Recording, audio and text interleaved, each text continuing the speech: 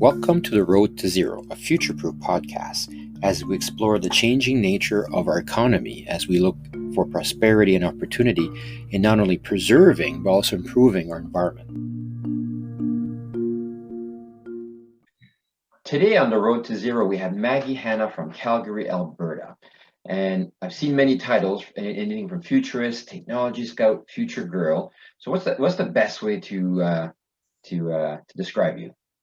Well, Nick, everybody's got like a one word that describes them the best, and mine is explorer. I'll explore darn near anything, and I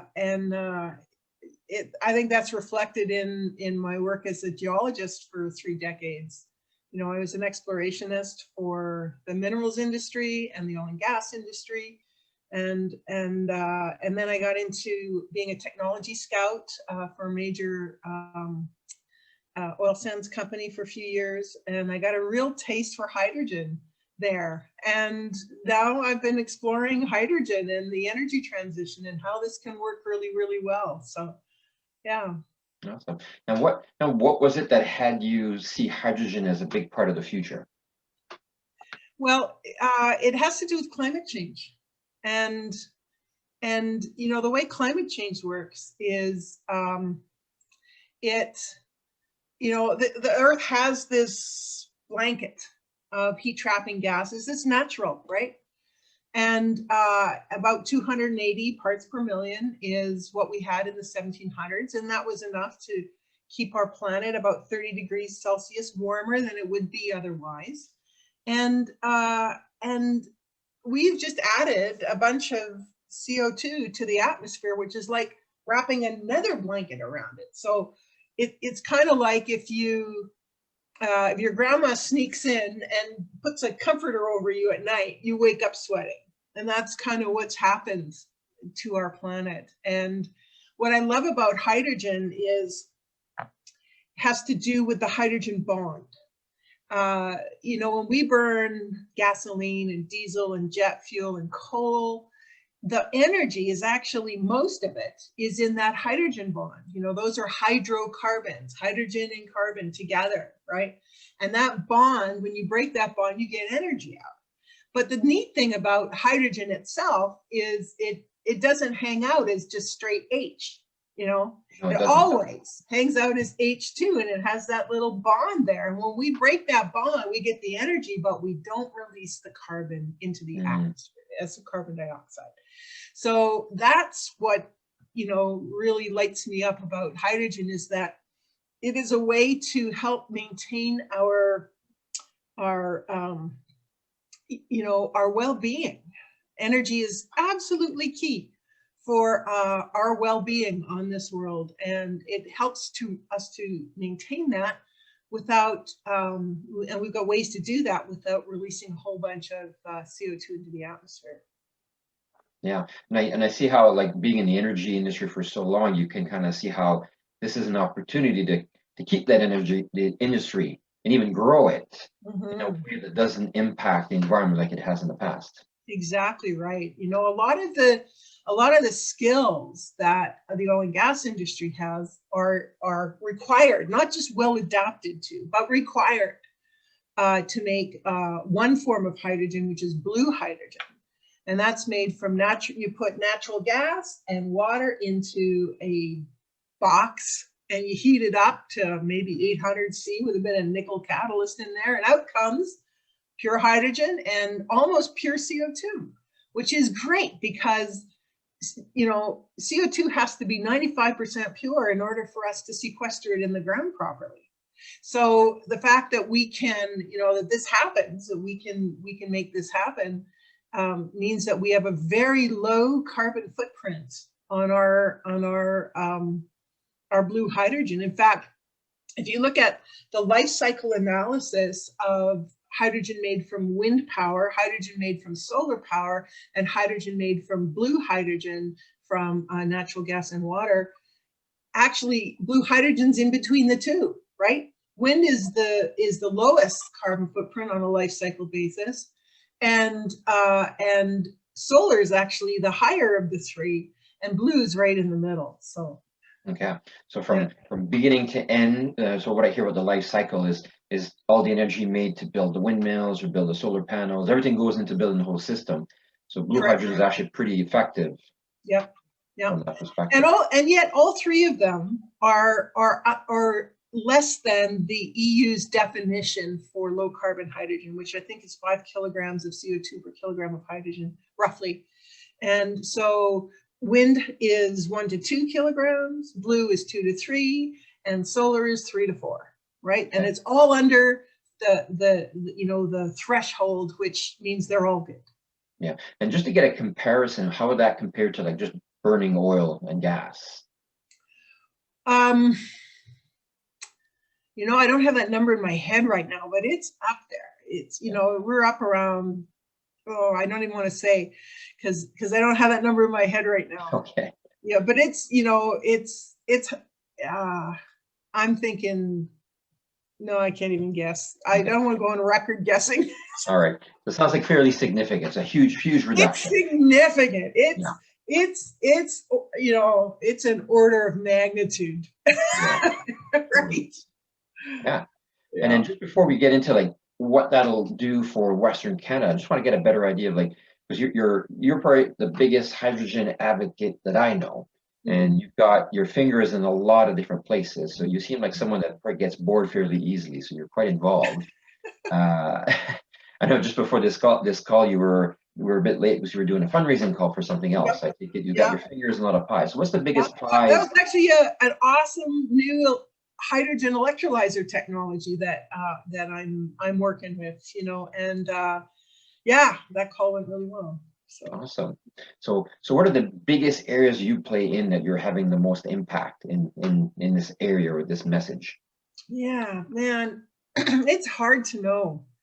It's hard to know how much impact you have in the early stages of something, right? Because it's like, it's like Suzuki 30 years ago, having shows about climate and nature and stuff, and it looks at first like he's not having any impact, but if it hadn't been for those early people putting in, building the field for it, building the story, building the knowledge for it, the rest of it doesn't follow. So it's hard to measure your impact, right? And so for me, I just have to trust that that what I'm doing is having an effect, and I think it is. So and I love how you stated that story is a big piece, right? Because most people think of Alberta, it's the oil sands, it's the big oil and gas sector, but there's a and big dirty oil and gas. Yeah, no, exactly. That's the story that we're Yeah, that's the story the world knows. But under the surface, there's such a vibrant clean tech sector, and it's quite impressive. I've been impressed the more I talk to people, the amount of people and the technologies. It's quite amazing. Well, it's critical, right? Because we're engaged in this energy transition, and that is only going to be done on the backs of hydrocarbons. That's all we got. That's the only way we're going to get it done. Yeah. And so the tricky bit is going to be balance, right? Because as we build up renewables and hydrogen from green sources of electricity in electrolyzers and things, as that builds up, and we're using that for more kinds of transportation and other things, the call for transport fuel from hydrocarbons like diesel and jet and gasoline is going to come down, right? So it's important to actually keep this balance, right? We can't, the amount of oil that we produce for these liquid fuels has to help us to actually make this transition. So we can't make these guys the bad guys, because they're not. It's like we're the dog and they're the tail. When what we buy, they'll make. So Yeah. so we start switching over to hydrogen and clean electricity for our mobility, which is 70% of every barrel of oil worldwide is used for transport fuel. And so as we start switching over to that, we got to be very careful that we don't get into an under demand for oil situation, which just hits the price so hard. You know, if we have a 1% under demand in the world, that cuts the oil price in half. That's how sensitive it is. So we have to, in my view, you know, be cognizant in the oil and gas industry about how much oil we produce, so that we can keep the price up, so that we can keep supporting the energy transition. Right? Yeah, and how do you see that playing out? Because I'm really hearing how we've got this resource that's not dwindling because of supply, but really dwindling because of demand. Yeah. And we've seen, especially with what's been going on with, you know, what Saudi Arabia has been trying to do to make sure they can sell as much of this before the party's up. It's kind of what's going on. Yeah. Which crashes the price, right? Yeah, exactly. It crashes the price, right? So there's a your own self in the foot, really. Yeah. Well, exactly. Everybody else's feet too. So well, exactly. Right. Everybody's got a lot of pieces in this pie. And then but what I hear, it's important for these companies to still generate some money so they can actually pay for this transition, right? Because it's going to take something for them to actually change up their infrastructure. Absolutely. And that's why the timing is so critical, Nick. You know, we have to, oil companies have to decide that this is where have to see that this is where the world is going. And then decide that they're going to get on board with it to protect their future profitability and all our prosperity, you know, along with that. And so that is going to require taking some risk to build out hydrogen infrastructure before you maybe even have a contract in hand, a long-term contract to actually sell your hydrogen, maybe overseas. And so it's the chicken and egg thing with hydrogen is really tricky, right? Because, you know, let's say I'm an investor and I'm not going to invest in a hydrogen fueling station because there's no darn Mirais around and hydrogen fuel cell trucks yet to buy from me. And so, and I'm not going to go buy a Mirai, even though they're great hydrogen fuel cell cars, because there's no place to get the fuel, right? And when I say fuel station, I'm actually not just talking about the distribution, but the whole value chain from making hydrogen and compressing it and putting it in a pipeline and getting it up to fuel cell purity and getting it to my fuel station. I mean, that's what I mean by fuel station, right?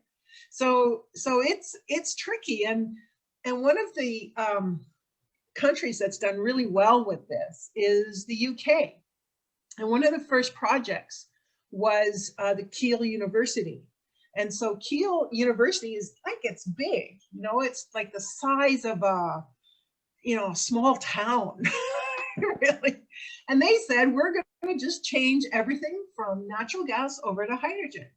So, and this is government-backed project, right? So now that takes some of the risk out of it for the supply chain to say, look at that and say, you know, if I take this risk and put in a pipeline for hydrogen to supply Kiel University, say, then I have, you know, I'll probably make good money on that for 30 to 50 years. I'll take that bet, right? So we start with the projects that are, you know, smaller first, and as we get, you know, that builds up and there's some momentum and things get going, then we look at the Alberta hydrogen trunk line, you know. It's after that, right? So yeah, so really what I hear is really that whole concept of nodes, create these hydrogen nodes where there's groups of people that like these universities or these larger areas that say we're going to hop on board, and then industry is going to feed them. Then it can start growing from there. Yeah. Well, you know that in terms of nodes, some people call them valleys. Some people call them hubs. You know, there's lots of different names for these hydrogen hubs, hydrogen nodes. Yeah. But basically, that's where a spot where you can do something like this. It's where you can take, and for us, it's the Alberta Industrial Heartland is the ideal place to put in a hydrogen node. And why? What are all the things that are awesome there? Well, there's a lot of hydrogen demand there. You know, there's refineries there. That we already have a hydrogen pipeline that went in 30 years ago that's made out of nickel steel so that, you know, it doesn't hydrogen crack. And it's you know, it's 30 miles long and it's fine. There's no problem with it at all. We already have the know-how to make hydrogen from natural gas and we already have natural gas lines that go there to bring the natural gas in. And we have the right rocks there for sequestering the CO2 that come off the you know, hydrogen equipment, so we can put that CO2 into the ground and sequester it forever. And we also have big salt beds in there that are nice clean salts in the Lotsburg salt, and we can wash out caverns and store hydrogen in these salt caverns. It's one of my favorite ways to store large amounts of hydrogen is in a salt cavern. So you know, it takes an ecosystem, industrial ecosystem, to come together to make this happen, and that's what the Transition Accelerator has done. You know, and I highly recommend people go to www.transitionaccelerator.ca because they've got some of the most awesome reports there on exactly this stuff that's actually pretty readable. And yeah, so what they've done is they got all the mayors and the reeves and scientists and ecologists and, you know, everybody together in a room to say, you know, how are we going to do this? And so there have been decisions made, you know, for local hydrogen markets. Like, what are we going to use it for? Maybe we're going to take a big city and change all the buses over to hydrogen. You know, that's an awesome market. So you need a local market to put in a hub, but also down the line, not too far, an export market. Now, so here are a couple of things here. It sounds like the blueprint's already there. Mm-hmm. So just a matter of really getting people together and just putting it in action. And then the second piece on that export piece, is you did talk about this kind of Alberta hydrogen main line. So tell me more about what the opportunity is there on the export side. Well, so if I was queen of the world, which I'm not, but if I was, I'd be putting in a big diameter hydrogen gas pipeline right alongside the TMX. That's what I'd be doing, right? And to me that makes sense. From so many perspectives. We've had pipeline issues getting to Tidewater. Well, we're putting one in right now. Let's twin it. And if you twin a pipeline and put 2 pipes in the ground instead of one, you save 30% of the cost on the second pipeline. So that's one thing. Second thing is Vancouver has said, you know, we're not going to use natural gas to heat our buildings anymore. But if you talk to BC Hydro, who supplies all the power, they say, you know, we can't do that. You know, where we have power and how far it has to go and dams and all of those things, you know, it's not possible.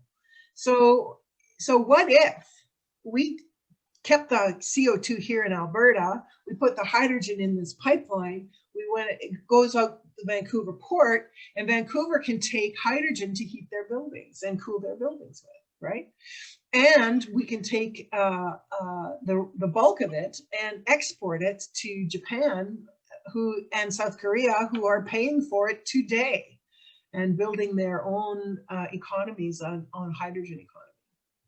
Yeah, and that's a great example, because right now I know BC's concerned with liquefied natural gas and exporting it, right? So there's a big export market for that. But what I'm hearing is a lot of those countries that have been buying that liquefied natural gas, they're starting to switch. They're wanting hydrogen. And I think it sounds like their plan is they're not going to be buying liquefied natural gas in the future, it's going to be hydrogen because they're switching their economy over. Well, it's so here's how I see it. There's going to be a hydrogen token attached, digitally, probably blockchain, on every single kilogram of hydrogen that's traded internationally. And it's going to have a number of things on it in, you know, if I was queen of the world, right? And one is the price, of course. Second is the carbon footprint of the producing facility that actually made that hydrogen.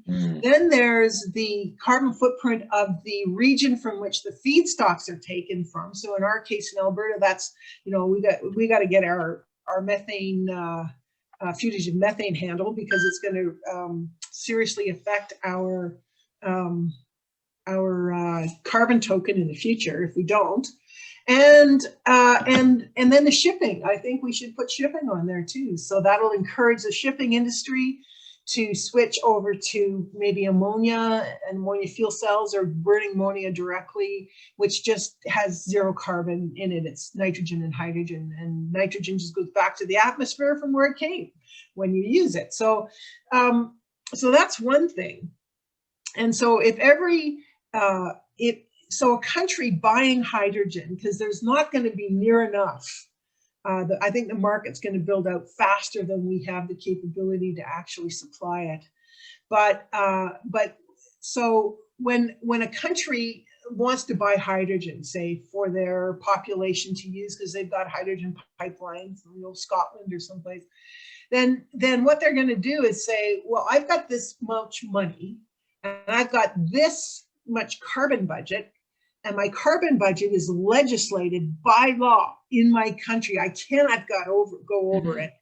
So so they're going to be balancing, you know, hydrogen from here and hydrogen from there to like get that to work for them. Yeah. But then you've got countries that don't have and that's for countries that don't have CCS capability, right? Carbon capture, sequestration capability.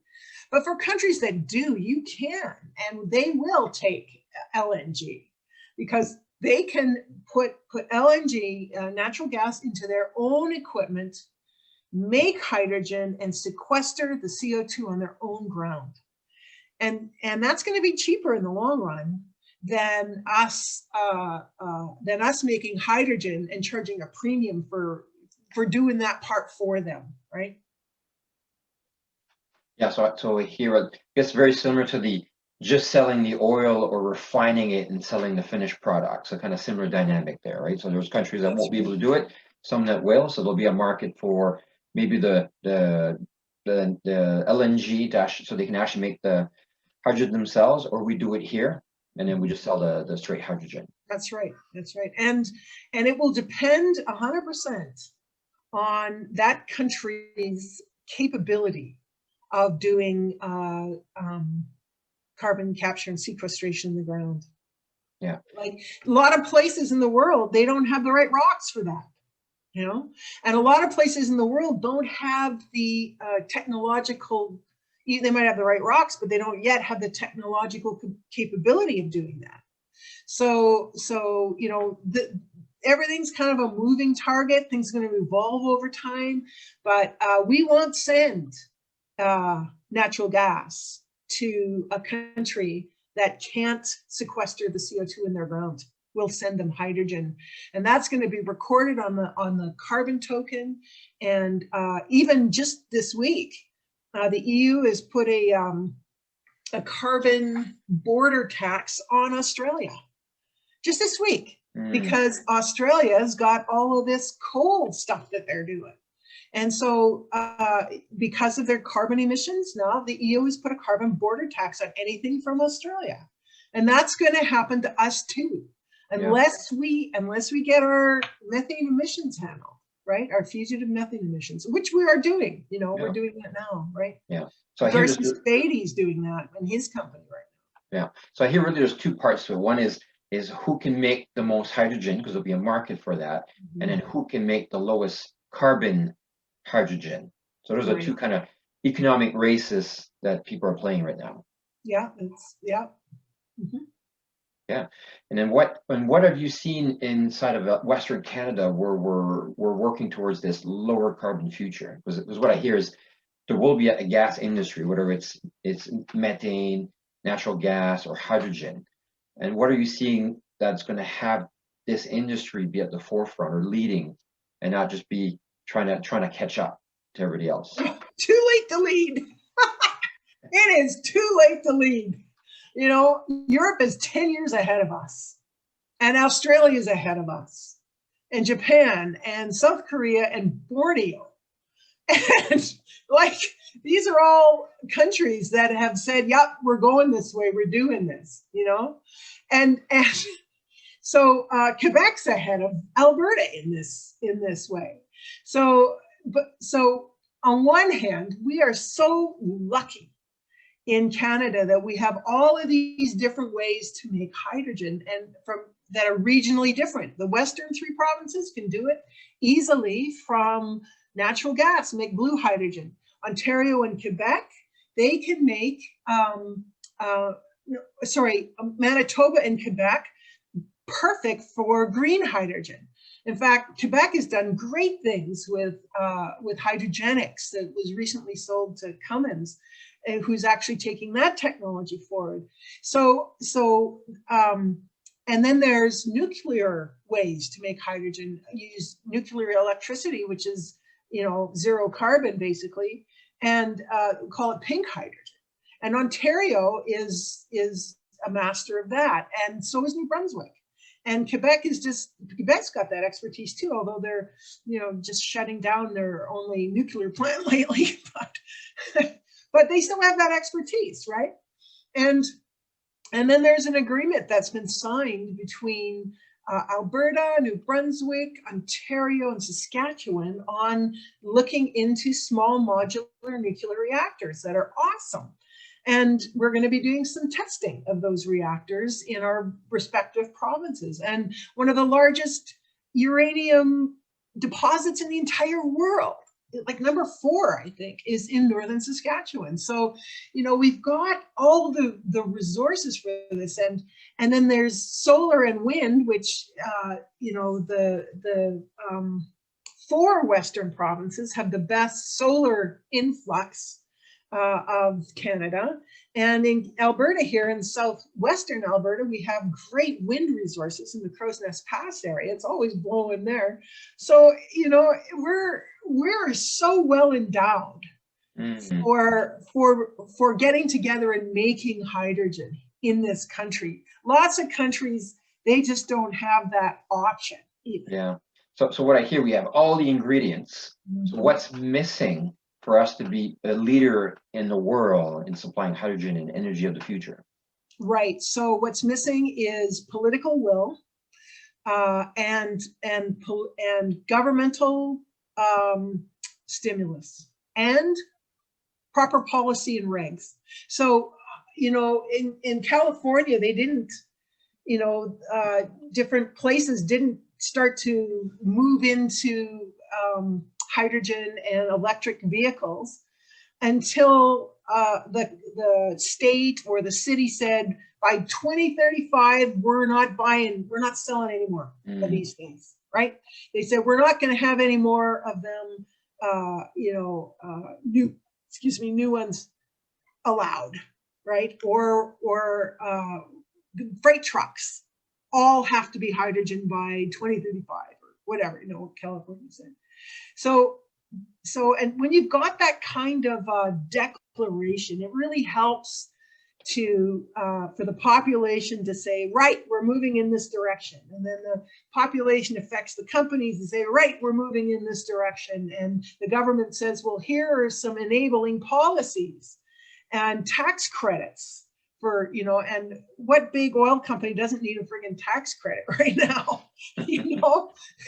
So, you know, tax credits and investment money and you know, other kinds of you know, investments, maybe taking a percentage of the infrastructure ownership. There's lots of ways to do this. Yeah. And it's key that this happens sooner rather than later. because we have to do this while the oil companies still have profits to work with.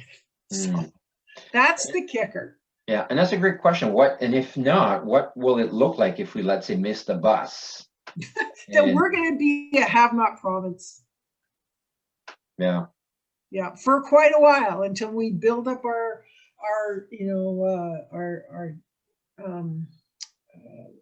AI and other kinds of industries, film industry, and thank God we've got farming and cattle.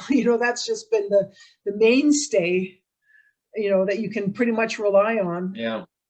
But And then it's not enough. on the table, right? Because if we do this right, what is a hydrogen economy worth? So we know what the oil market was worth. We know that during the high days, what it's like right now in Alberta or Western Canada. So let's say if we do this right, how big is this? How much of an economy are we talking about? Okay, so I think there's more margin for profit in hydrogen than there ever was for oil. Now things will move, of course, over time, but right now, green hydrogen from Quebec is like $3.50 to $4 a kilogram to make, and that's with low cost electricity. And electricity is the number one cost for making green hydrogen, is the electricity. And they've got low cost electricity and free water over there, and they still cost them $3 to $3.50 to $4 to make green hydrogen, a kilogram of it, right? So we over here, if we're going to make blue hydrogen with carbon capture and storage, we can do that today for about $1.50 a kilogram. And if we look at where so that's, half to a third kind of the cost, right? Which is a real advantage, early on. And so the crossover point, like where the gigajoules from hydrogen is the same as the gigajoules from diesel, is about $4.50 to $5 a kilogram of hydrogen. That's the diesel parity part on a gigajoule basis. And actually it's a little better than that, because if you take the same gigajoules in terms of diesel and put it in an internal combustion engine and send it off, that's only 25% efficient, right? Those gigajoules are only turning into motion about 25%. But if you take those gigajoules as hydrogen and put them in a fuel cell vehicle, like a freight truck or something, then you're about a 60% efficient. So I would like to see a price on hydrogen that saves, let's say, the trucking industry money, $4.50 to $4 a kilogram, and that would leave us in the West, at least, a lot of margin between $1.50 and $4.50 for a kilogram of hydrogen, and that we still have to transport it. And depending on how far you go, if you want to go to the coast, it costs you about 75 cents a kilogram, but and less money if you're moving it by pipeline, shorter distances. There's still a lot of room there for profit, Yeah, that's a huge competitive advantage, because yeah. Well, so I just want to say Alberta, and when I say Alberta, I mean Alberta, Northeast BC, and Southern Saskatchewan, right? It's just that the companies are generally, housed here in Alberta, but we can make hydrogen. We're the second cheapest in all of the Pacific Rim countries, the second cheapest. Japan did a study in 2018, and both for green hydrogen and for blue hydrogen, we're the cheapest, next to Russia. Russia can edge us out a little bit, but so we're in a very strong economic position to actually get this to happen. Yeah, so just making it happen, and then it could basically solve a lot of the problems we're seeing right now with the economy in Western Canada. Yeah, that's right. It would solve a lot of problems in the economy of all of Canada. Yeah, really all of Canada. Yeah. Yeah. I also want to add one thing. And that is that in Europe, they have the Hydrogen Council. And the Hydrogen Council is made up of CEOs of energy and pipelines and distribution and compressors and ports. And, you know, these are the CEOs of these endeavors. And these CEOs have gotten together and said, you know, all of this stuff has to happen together at once. So what do we need to do? Where are we going to put it? Who's going to do it? And how are we going to, you know, share the cookies? All right. Split the profits on this. And that's what we need to do now. We need a consortium, a collaboration like the Hydrogen Council in Europe. And that is going to set us on the right path here in Western Canada. Yeah. So what I hear is that mechanism, they'll just bring it together, because it's what I hear. It's a no-brainer. There's a huge competitive advantage. That's where the world is going.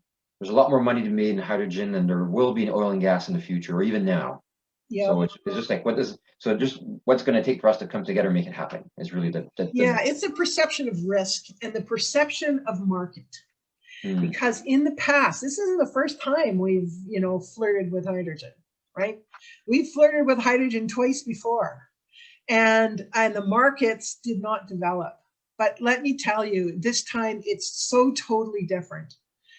For example, in the EU, they have two projects that are massive. So in the EU, the northern part of Europe is windy. And so that's the place to put wind turbines. And in the North Sea, offshore wind turbines and floating wind turbines is happening there. And in Northern Africa, where it is so hot and sunny, that solar is just the natural there. And so what they're doing is they're making hydrogen out of wind power in Northern Europe and hydrogen out of solar power in Northern Africa. And they're putting the hydrogen into a what's called the hydrogen backbone. And 11 of the big natural gas transmission companies in Europe got together and put together the hydrogen backbone, which is a pipeline, that system that goes all over Europe. It's going to be 23,000 kilometers of hydrogen pipeline by 2040 and 16,000 by 2030. So that's remarkable, right? Wow. And so basically hydrogen, sunlight in the form of hydrogen is going to go under the Mediterranean into Italy and into Spain. And that's where it's going to tap into this hydrogen backbone. And from Northern Europe and the offshore power is going to be made into hydrogen and go into this hydrogen backbone. It's you know, this is really happening, really this time. And so you know, people are a little gun shy about markets for hydrogen and how this is going to go. And there are some things, you know, that we do need to consider that are extra risks for sure. Yeah. Yeah, it sounds like really the time is now, and especially as we're, you know, building a pipeline right now, or trying to build a pipeline to, you know, to Vancouver. What a great time to put one that's hydrogen capable and really future-proof what we're investing in, so we can keep using it for, you know, the next 100 years. Yeah. This, I don't know what it's looking like, but 10 or 15-year window there where oil is going to be king, because it sounds like it's going to be quickly replaced with hydrogen. Mm-hmm. Well, the doubling time. So I, you know, in my opinion, things that run on gasoline now, in terms of transportation, right, are going to be running on battery electric vehicles, mostly. And things that are running on diesel now are going to go hydrogen fuel cell, because battery electric is awesome. I have a Tesla S myself, a 2013, nice. An old one, you know, but it's, God, you know, I'm just in love. And and it's so fun to drive.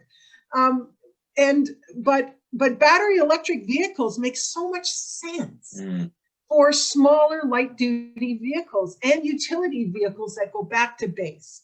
But when you have long distances, heavy freight, Shipping. cold temperatures, and high duty cycles, then hydrogen is the way to go, right? Yeah. Do you have a high duty cycle and you have to stop every 2.5 hours for an hour to charge, like my car? You know, that doesn't work very well. Let me get rid of this thing. Hang on. All right. Sorry, I turned the sound down on it, but it wasn't enough. Anyway, so so trains, freight trucks, I think in Alberta are going to be the anchor tenant in the mall, if you will. And then trains, they've already got hydrogen trains. Alstom and SNAM from the EU have gotten together. SNAM provides the hydrogen, Alstom the trains, and they've got hydrogen trains running in a number of different countries today in the EU, right? So it's technology is there. Mm-hmm. Mm-hmm. And then one last question is how long do you think it'll take for this transition to happen? Man, I can't even say, because that's not how the future works. Right? The way it works is, you know, I spend 2 hours every day looking at what's going on in the world in terms of energy transition, right? And so I see the vectors very clearly of, you know, which way things are going. But how fast we move along those vectors depends on the decisions that we make individually and collectively. And so it's so important for things like this webcast that you're doing, this interview, because that gets to people who says, you know what, I want to be part of this. I'm going to buy an electric car for my next vehicle, or I'm going to buy a hydrogen fuel cell truck, or I'm going to put solar panels on my garage, or whatever it is, you know, to help this along. And I would say that that political will, that groundswell of public, I don't want to use the word sentiment because it's not sentiment. There's a word anyway. Grounds, you know, of public thinking that this is where we're going, and I have a part in it too. Yeah. Right. And as a member of an oil and gas company, I have a part in that too. So, you know, we've got the Avatar program here that is exposing 260 already energy professionals to what the future looks like. And it's a brilliant program, you know. Yeah. Well, I hear this is a growing conversation, and what's going to take is for everybody to share this conversation so that we actually together kind of can go in the same direction. Because right now there's a bit of tugging over here, pulling over here. Yeah. It's been like that for a bit. Well, it's always like that, you know. The polarization is what shoots us in the foot, you know. Okay. It really does. And also, you know, we have to be able to make internal space for the ideas and the challenges from people who we just totally disagree with. Yeah. You know, like we have to be able to entertain those positions and look for the places where we're on the same page and go forward, right? That's what we got to do. Yeah. So. And the beauty with this is everybody can agree that we want an Alberta that's at the head of this amazing, massive, you know, very technology advanced industry that's generating lots of money and, you know, really leading the way in having fuels that are low carbon or zero carbon. Yeah, that's it. So I think everybody can agree with that. Awesome. And what are the last words you want to leave with our viewers today? I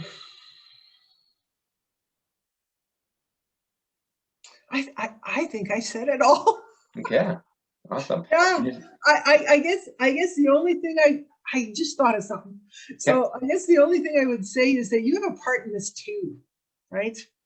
And I think the number one thing that a family can do to help the energy transition along is to buy an electric car. That's the number one thing you can do, right? The doubling time of electric vehicles is critical for fast transition. Yeah, I hear it. Awesome. Well, thank you very much, Maggie, and I look forward to being with you again on March Yeah, 17 Nick, at our that's so much showcase. fun. So much fun. Yeah, I always love talking with you. Awesome. Well, thank you and Yeah. have a good day. Good day. Bye.